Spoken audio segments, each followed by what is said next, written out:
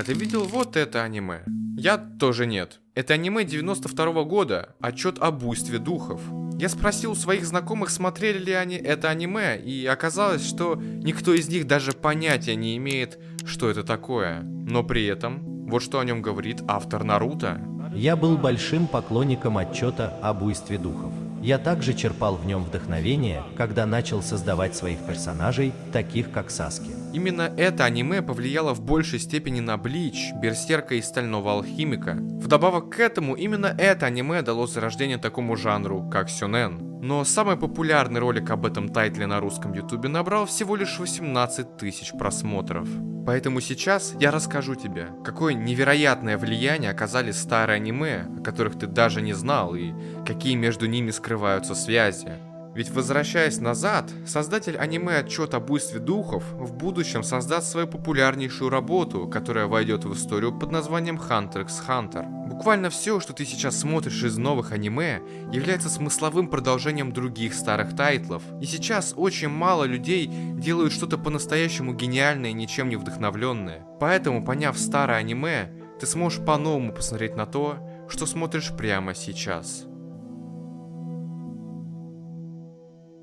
Бывала ли у тебя такая ситуация, когда в детстве, смотря мультфильм, ты считал, что он нереально крутой? Но повзрослев спустя 15 лет, посмотря на это новыми глазами, ты задаешься вопросом, как это вообще можно было считать чем-то классным? Это же очень плохо. Как я вообще мог это считать чем-то крутым? Всю жизнь, не пересматривая этот мультфильм, ты считал его невероятно крутым. Ностальгия улучшила старые воспоминания, но на самом деле все было куда хуже. Как будто адекватной картины мира просто не было до этого. К чему я веду? В своем телеграм-канале я спросил, как вы относитесь к старым аниме. И, на мое удивление, все единогласно ответили, что все работы того времени легендарные и невероятно крутые. В комментариях я не увидел ни одного сообщения: старое аниме — это ужаснейшее говно, которое невозможно смотреть. Потом, зайдя под видео на ютубе, обсуждения на реддите, разных языках и форумах, я заметил, что абсолютно все считают старое аниме легендарными. И в этот момент я понял одну очень важную мысль. Для примера, возьму старую и легендарную для всех работу, которая наделала много шума и которая изменила целые жанры. Фильм «Акира». Никто из людей не сможет даже сказать, что фильм «Акира» — это хрень. Но что если я скажу, что «Акира» и правду хрень, и то, что на нынешний лад это очень плохое аниме, которое сейчас не заслуживает даже оценки в 3 звезды из 5?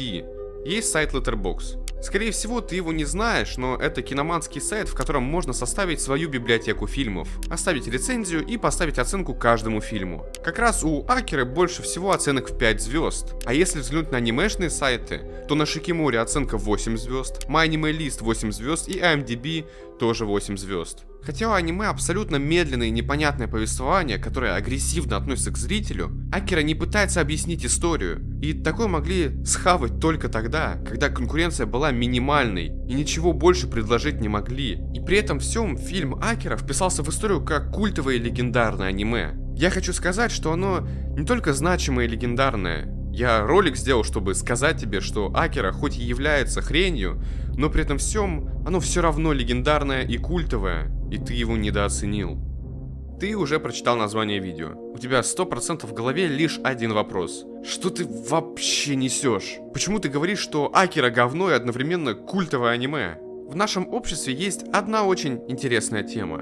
Оценка фильма складывается не только из ностальгии, а как будто уже стало принято говорить, что фильм Акира — это легендарная работа и лучшее аниме, которое делали когда-либо во всем мире. Спроси у кого угодно, и никто не скажет, что Акира — хрень, кроме меня. Из-за ее легендарности все резко приняли тот факт, что это интересное произведение, хотя на самом деле это не так. Есть такое впечатление, как будто отношение к старым аниме прямо сейчас — это один большой симулятор. Просто копия без оригинала. Люди, которые сформировали отношение к Акире, уже не особо увлекаются аниме, или же они давно не пересматривали фильм под новым взглядом. Они посмотрели его давным-давно. У них в голове уже сформировалась определенная картина восприятия. Они уже просто говорят, что это круто, но у них нет четкого восприятия о том, как это выглядит сейчас на самом деле. Мы находимся в ситуации, в которой реальных фанатов Акиры нету, которые реально прямо сейчас готовы пересмотреть фильм и сказать: Это очень круто. Но при этом всем нравится Акира. И скорее всего, если бы я у тебя спросил, что ты думаешь по поводу Акиры, ты бы не подумал ничего плохого. Там объективно есть что сказать хорошего, и даже немало на самом деле. Но все почему-то закрывают глаза на всю ситуацию. Мы находимся в супер странном моменте, в котором все признают, что Акира это легендарное произведение. И в которой все бы не пересмотрели Акиру, чтобы кайфануть прямо сейчас. Невозможно представить канун Нового года, в котором компания ребят захотела пересмотреть какое-нибудь культовое произведение. Как раз же культовые работы часто в Новый год и пересматривают. Никто не включит Акиру, а если и включит, то просто разочаруется. Смотри, сейчас я расскажу тебе об одном опыте, который полностью даст тебе понять, что на самом деле происходит прямо сейчас и как мы вообще в этой ситуации оказались. Есть эксперимент. Группа ученых помещает 5 обезьян в комнату, в центре которой находится лестница, а на лестнице бананы. Вскоре одна из обезьян пытается достать банан, но как только это происходит, входит ученый и опрыскивает всех обезьян ледяной водой из шланга. И так продолжается до тех пор, пока все обезьяны не отказываются доставать бананы. В этот момент ученый меняет мокрую обезьяну на сухую, которая понятия не имеет, что происходит в комнате. Новая наивная обезьяна замечает банан и пытается его достать, но вместо того, чтобы ученый полил ее из шланга, остальные 4 мокрые обезьяны бьют ее, не давая дотронуться до лестницы. И так новая обезьяна как бы соглашается с правилом, потому что обществу для того, чтобы выжить, нужно быть конформистским, придерживаться какой-то общей позиции. Неважно, насколько она банальная или глупа. Одна за другой, остальные мокрые обезьяны заменяются сухими, и каждая из них пытается достать банан, но ее жестоко останавливают другие обезьяны. В конце концов, дело доходит до того, что в комнате не остается ни одной мокрой обезьяны, а есть только сухие. Но они все равно не пытаются схватить банан, думая, что в этом случае случится что-то плохое. В итоге мы оказываемся в ситуации, в которой есть столб, на нем бананы. Последний раз всех опрыскивали холодной водой 35 лет назад. И при этом никто даже не пытается залезть и снять эти бананы. Никто вживую не видел, как кого-то обливают водой, но при этом бананы лежат, а макаки сидят. С первого взгляда выглядит нелогично, но мы примерно в такой же ситуации относительно старых аниме. Тот факт, что они хрень и в основном их нельзя пересмотреть, на удивление не отменяет того факта, что они хороши. Они в свое время были крутые и реально сделали большой вклад в аниме. И то аниме из начала ролика правда породило то хорошее, что тебе действительно нравится, от чего ты кайфуешь и что ты готов пересматривать прямо сейчас. Тебе легче сказать, что то или иное аниме легендарно и при этом самому не воспринимать это объективно. Просто потому, что все думают, что это легендарно, и ты такой, ну да, это легендарно. При этом даже не смотря само аниме. Если сделать список всех легендарных фильмов, сериалов и аниме, то объективно средний человек не смотрел все, что будет указано. Может что-то одно, 2 или 10, но лишь маленький процент посмотрел список из сотни самых легендарных произведений мира. И скорее всего ты не смотрел все эти легендарные работы, а те, кто смотрел их, уже почти не помнят. Сейчас многие реально не пытаются даже оспорить такое произведение, как Акира, чтобы не подрывать общее мнение, что оно хорошее и легендарное. И вместо того, чтобы переосознать это произведение по-новому, все ресурсы мозга исходуются на вечное оправдание. Это было сделано давным-давно, поэтому нельзя критиковать его конкретные минусы. Ты та самая обезьянка из эксперимента, которая считает множество работ крутыми и легендарными, хотя это далеко не так. То же самое в случае с Акирой. Можно считать, что это очень крутая работа, хотя во многих аспектах это не так. И пока ты внушаешь себе, что ну да, это тяжело смотреть, ты не замечаешь ее настоящей легендарности. Этот общественный конструкт, который сложился в обществе, тебе правда мешает по-настоящему воспринять ту крутость, которая есть в той же Акире. И мешает осознать и реально принять и построить не противоречивую, а настоящую картину мира, которая основывается на фактах, а не на чьих-то древних мыслях. Поэтому отпусти влияние чужих мнений, которые сформировали твою ложную картину мыслей. Нужно признать, не все старые аниме интересны. Даже у легендарных работ есть минусы. Не всем старым аниме нужно уделять внимание. И одновременно с этим ты откроешь возможность, которая позволит тебе по-настоящему понять, как ты за своими оправданиями недооценил старое аниме, как ты не видел того самого влияния, из-за которого эти аниме можно назвать культовыми и легендарными. И сейчас я тебе это покажу. Для начала, давай определим, что вообще такое старое аниме. Когда кто-то обсуждает старые тайтлы, они, скорее всего, были произведены в золотой век аниме. Так называют отрезок с конца 80-х до конца 90-х, поскольку именно тогда по-настоящему начало зарождаться то аниме, которое мы знаем сейчас. Производители аниме имели больше ресурсов на создание оригинальных и нестандартных проектов. Студии могли рисковать и выпускать сложные экспериментальные работы, которые сегодня вряд ли бы могли выйти. Если ты спросишь про нынешнее время, то аниме переживает новый золотой период, который отличается от старого. Японцы прозвали те 13 лет золотым веком, не зная, что будет дальше. До этого Япония никак культурно не влияла на весь мир, и лишь тогда аниме начало по-настоящему раскрываться. Такая эстетика складывается у старых аниме в первую очередь из-за японских технологий того времени. В 90-е годы персональные компьютеры получили широкое распространение. Япония в то время занимала первые места в мире по уменьшению электронных элементов, используемых в компьютерах и телефонах. И эта технологическая сила не могла не сказаться на анимации. Аниме дало людям то, чего у них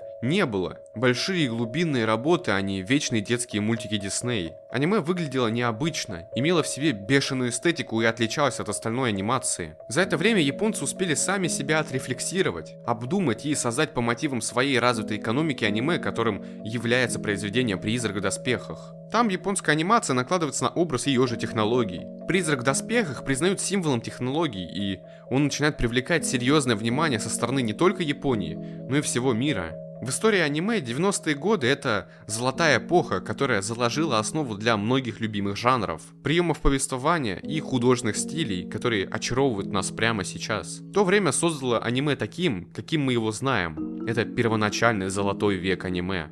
Если взглянуть на любое старое аниме, в первую очередь бросается в глаза самая простая вещь — художественный стиль. Они все по своей сути разные, но при этом имеют единые черты. В нынешней аниме-индустрии все аниме имеют один и тот же набор цветов. Почти всегда это самые яркие цвета, которые могут позволить компьютеры. Из-за этого картинка становится более яркой, но и глубина изображения тоже исчезает. В старых же аниме все было выполнено вручную, из-за чего цвета всегда были приближены к пастельным тонам. Как будто на более яркие цвета наложили полупрозрачный белый цвет.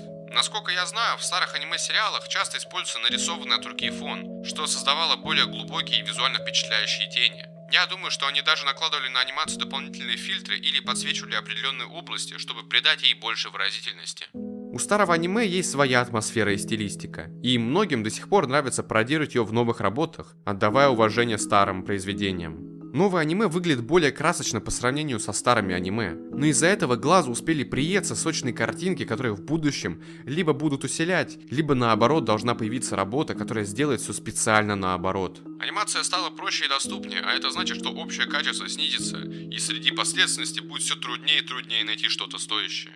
Технологии золотого века аниме по сути запечатали то время с его эстетикой, которую невозможно не отличить. В то время аниме даже нельзя было назвать аниме. Тогда еще не было единого стиля рисовки, из-за чего каждое аниме делало что-то свое. Тогда слово аниме действительно раскрывало свое полное название — японская мультипликация. Только спустя время аниме подошли к нынешнему стилю, который мы и знаем. Очень интересная деталь, которую никто не замечает в старых аниме, является музыка. Почти всегда она спокойная и расслабляющая. Во многих местах ее в принципе нет. И даже в тех местах, где происходит что-то динамичное, по типу погони, играет не сильно эпичная мелодия. Если вы пропитались новыми аниме, вы посчитаете такое скучным. Но музыка как раз и создает ту атмосферу старых аниме. Это ее неотъемлемая часть. Именно поэтому произведения по типу Айкеры работали лишь в свое время. Если вы пересмотрите любое старое аниме, то заметите, что отсутствие музыки имеет свое значение. В наши дни аниме популярнее, чем когда-либо. И невозможно отрицать, что у зрителей есть доступ к большему количеству тайтлов, чем когда-либо в прошлом. Это создало двоякую ситуацию, поскольку перенасыщение рынка снизило качество многих сериалов. Во времена Золотого века аниме было гораздо сложнее достать. Однако из-за того, что каждый год выходило меньше тайтлов, на производстве к каждому сериалу относились с большим вниманием. В результате многие старые аниме выглядят гораздо качественнее новых. Качество во многих старых тайтлах было более красивым и необычным. Аниме стиля тогда не существовало, из-за чего при производстве больше креативили. Экономика Японии в те времена могла себе позволить такие расходы, а аниме было реально меньше. Многие картины того времени делали невероятно долго по нынешним меркам. Если сейчас мы уже привыкли, что на производство одного сезона аниме уходит примерно год, то вот вам пару примеров из прошлого. 2 часа фильма «Унесенный призраками» создавался 3 года, а 2-часовая Акира создавалась 4. Сегодня аниме полностью цифровое, в отличие от 80-х и 90-х годов, когда все было рисованным. С развитием технологий создавать аниме становится проще, но этого есть и обратная сторона. Поскольку создавать аниме становится проще, многие компании выпускают мусорное экшен-аниме с практически отсутствующим сюжетом и бесконечным фан-сервисом.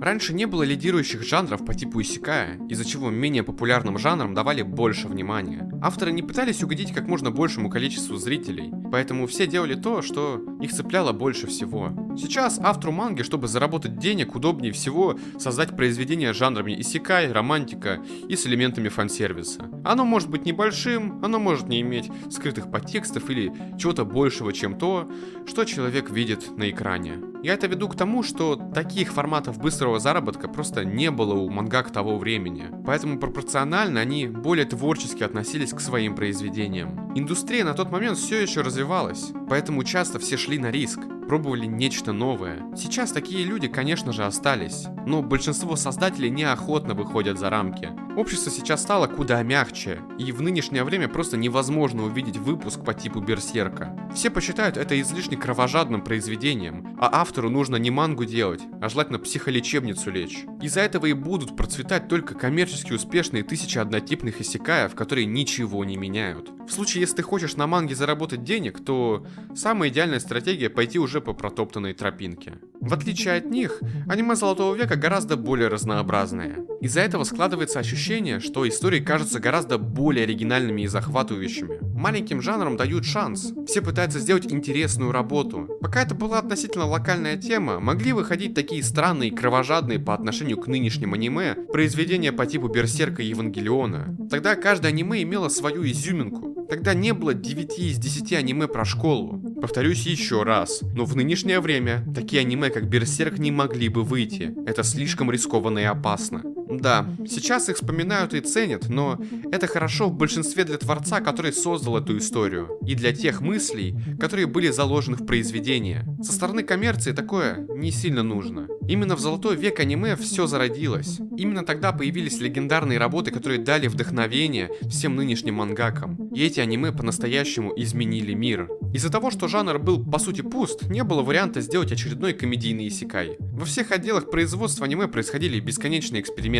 При выпуске каждого нового тайтла исследовались темы, которые никогда раньше не появлялись на экране. В результате аниме старой школы проложило путь для современных сериалов, и многие из них до сих пор вдохновляют современных аниме-режиссеров. Эти произведения задали стандарты, и без них аниме не было бы таким, каким оно является сегодня. Даже если вы не знаете эти аниме, это не отменяет того факта, что именно эти работы изменили всю японскую культуру и повлияли на ваших любимых авторов. Берсерк стал эталоном взрослой истории в анимационной обертке. Он показал, что можно полюбить такую страшную и мрачную во всех аспектах историю, чем в будущем их вдохновил авторов саги о Винланде, Атаке Титанов и Dark Souls. Евангелион перевернул жанр меха, введя психологическую глубину и депрессивные темы, создав моду на темные и философские сюжеты в аниме. Упомянутый ранее «Призрак в доспехах» развил в новую сторону киберпанк, задав больше вопросов между технологиями и личностью. Кроме этого, вдохновив не просто аниме, а культовые фильмы, такие как «Бегущий по лезвию» и «Матрица». Покемоны и Sailor Moon стали культовыми феноменами, которые стали популярны на весь мир, став иконами аниме. А сколько авторов вдохновлялись этими работами, просто сложно представить. А Dragon Ball и Отчет о буйстве духов создали с нуля сёнэн, вдохновив все сёнэн-манги, вышедшие после них. В то время ничего не оставалось, кроме как экспериментировать и пробовать создавать нечто новое. Каждый главный герой интересен и имеет свои настоящие недостатки. Контекст и мир наполнен своей атмосферой и правилами. И даже после завершения Золотого века, когда активно начали проникать компьютеры в создание аниме, оставались части этих принципов. Аниме-индустрия еще шла по рельсам Золотого времени. В это время и вышли такие тайтлы, как «Тетрадь смерти» и «Монстр». Им не приходилось полагаться на фан-сервис, чтобы набрать побольше аудитории, как происходит сейчас со многими аниме. В старых сериалах, возможно, не хватает ярких цветов. Они имеют простые оттенки и менее сложные формы, но они также более чистые с точки зрения подачи, поэтому в них меньше визуальных элементов, которые отвлекают от сюжета. Нынешние аниме многие интересны, но по сравнению со старыми аниме они как будто беззубые. Сейчас это коммерческая история, в которой всегда хотят заработать как можно больше бабла, поэтому выходят только комедийные сёнэны, которые ничего после себя не оставляют. Это все жвачка. И из-за такой ситуации настоящие изумруды, которые сейчас выходят, остаются незамеченными. Раньше, когда это была более локальная история, все равно были люди, которые приходили исключительно для заработка денег, безусловно. Но пропорционально креативных людей, которые видели в этом творчество, было куда больше. Идеальный пример, как Акира, здесь просто не может быть. Он связует все то, о чем я говорил на протяжении всего этого видео. Акира в мире аниме является культурным и легендарным феноменом, который повлиял на бесконечное количество авторов манг, стилистических редакторов и студий. Сам процесс создания Акиры показывает, насколько сильно парились раньше над аниме. До создания самого фильма манга уже выходила 6 лет. Она была гиперпопулярна в Японии и уже считалась культовой. Для фильма был выделен огромный по меркам 80-х бюджет – $9 миллионов.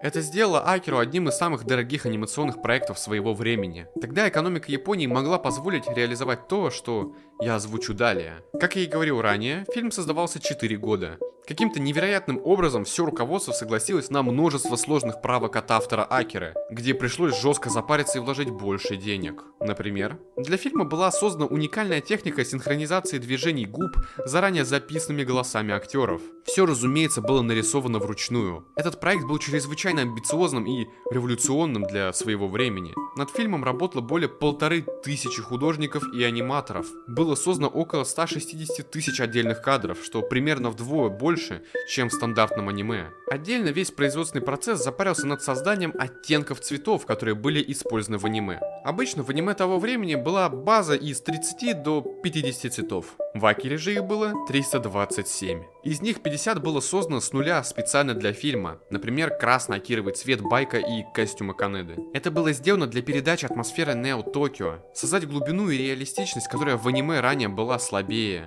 И, разумеется, такие вложения окупились. В настоящее время это одно из самых популярных киберпанк-произведений, которое дало вдохновение куче авторов по всему миру. Людям не из Японии понравилась Акира. Это произведение доказало, что анимация может быть взрослой и мрачной. До выхода Акира аниме представляло собой просто японские мультики и ничего больше. И Акира правду изменила восприятие людей по всему миру, особенно перевернув сознание самих японцев, которые поняли, что анимация это не только для детей.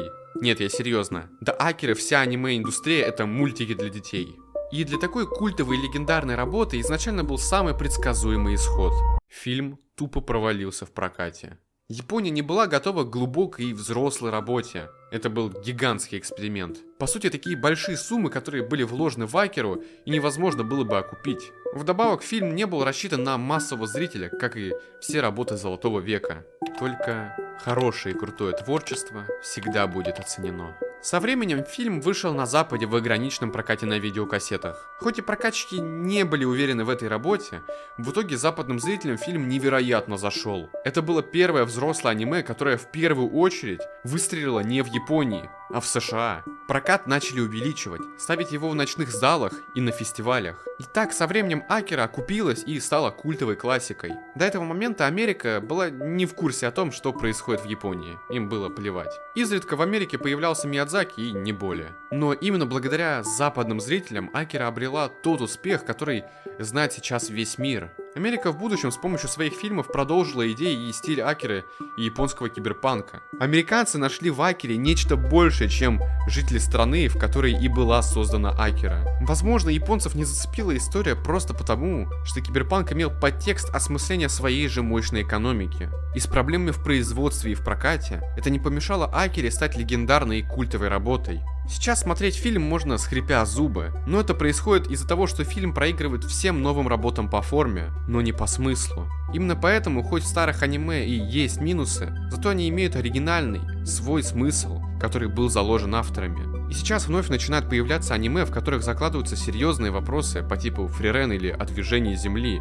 Вновь начинают появляться произведения, которые идут в содержание, поэтому теперь ты можешь по достоинству оценить ту же фрирен, о которой у меня есть отдельный разбор на канале.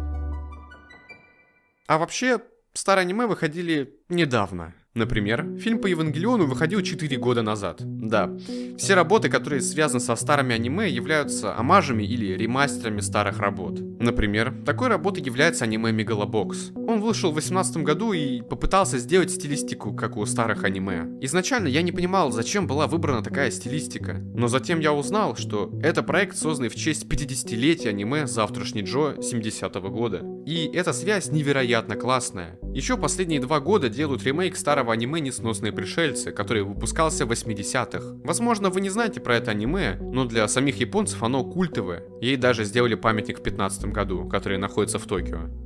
Сейчас многие люди до сих пор ностальгируют по старым аниме, из чего был создан вот этот канал. Ссылку на него я скину у себя в телеграм-канале. Это профессиональное фанатское сообщество, которое сканирует старые аниме и публикует их в хорошем качестве на YouTube.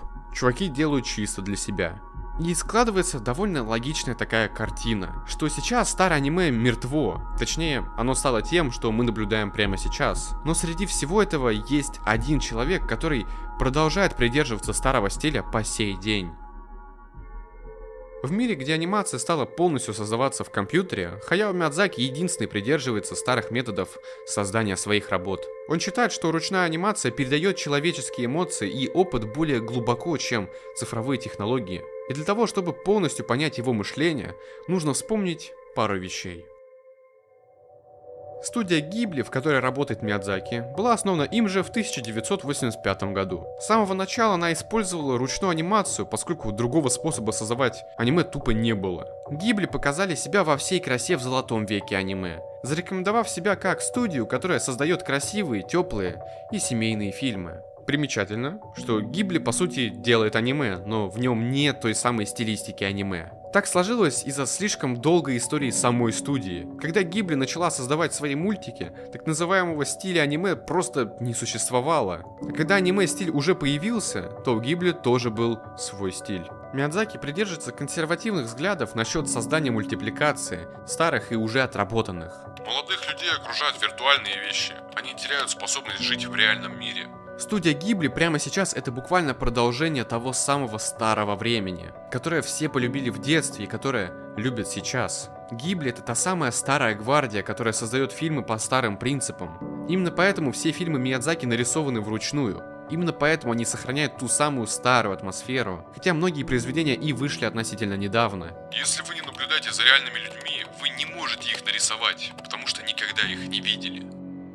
Если взглянуть на хронологию выпуска фильмов Миядзаки, можно увидеть, что в Золотом веке вышел «Мой сосед Тоторо», «Ведьмина служба доставки» и «Принцесса Мононоке». И недалеко от этого времени вышли «Унесенные призраками» и «Ходячий замок». И прямо сейчас Миядзаки создает фильмы по старым правилам. По таким же принципам была создана последняя работа Миядзаки «Мальчик и птица». Каждый кадр был нарисован вручную и имеет ту же атмосферу добрых мультиков Миядзаки. На удивление, мало людей смотрел этот фильм, а он довольно неплохой. Он даже Оскар собрал. В этой истории он размышляет и общается со своим сыном. Он является тем самым стариканом, который воссоздал этот мир, и без него этот мир развалится. И тут он отсылается к самой студии Гибли, поскольку все знают фильмы, к которым руку приложил Миядзаки, но никто не знает остальные работы Гибли, где его нет. У меня осталось не так много времени. С будущим студии все ясно. Она развалится. Сейчас я не хочу начинать эссе про мальчика и птицу, это будет когда-нибудь попозже. Но смысл, который раскрывает Хаяо Миядзаки через философию фильма, хорошо раскрыл в своем комментарии автор канала End Action. Здесь столько всего происходит, боже мой. Может быть, Хаяо пытается поговорить с Гора, это сын Миядзаки, через этот фильм о том, что ему следует поискать другое призвание, или, может быть, Хаяо хочет извиниться перед своим сыном. Честно говоря, я не знаю, но разговаривать с кем-то через искусство, а не просто по душам, это, безусловно, непревзойденный Хаяо Миядзаки. Он настоящий творец. Рационально Миядзаки покинул студию Гибли. Изначально мультфильм «Ветер крепчает» должен был стать последней работой Хаяо. Но спустя 3 года Миядзаки вернулся в студию Гибли, чтобы на этот раз создать свою точно последнюю работу – «Мальчика и птицу». Он объяснил свое решение тем, что хочет оставить что-то особенное для своих детей и будущих поколений. В итоге на производство пришлось потратить 7 лет, а Миядзаки начал создавать свою новую работу, несмотря на заявление о том, что он покинет студию после выпуска «Мальчика и птицы». И для многих людей это выглядит довольно странно, но Миядзаки в первую очередь творец. Он не может просто взять и перестать думать о новых работах. Это бесконечный процесс, который оканчивается только с окончанием жизни. Творчество для Миядзаки — это неотъемлемая часть жизни. Именно за это творчество все и любят Хаяо. В его работах создается покой и уют. И та самая ваша ностальгия работает в плюс для новых работ Миядзаки. Он готов париться над несколькими секундами бесконечное количество времени, чтобы идеально передать то, что он видит в своей голове. Например, это 4-секундный фрагмент из фильма «Ветер крепчает». И на создание этой анимации Гибли потратила 15 месяцев. Напоминаю, все это было нарисовано вручную. Миядзаки пытается разобрать важные вопросы, которые интересны лично ему. Именно поэтому так часто затрагивается тема войны. Он родился во времена Второй мировой, он жил всю жизнь в проигравшей Японии, которая совершила чудовищные вещи. И Миядзаки бесконечно размышляет об этом между строк. Что же вам дает мотивацию работать? Ничего не делать скучно.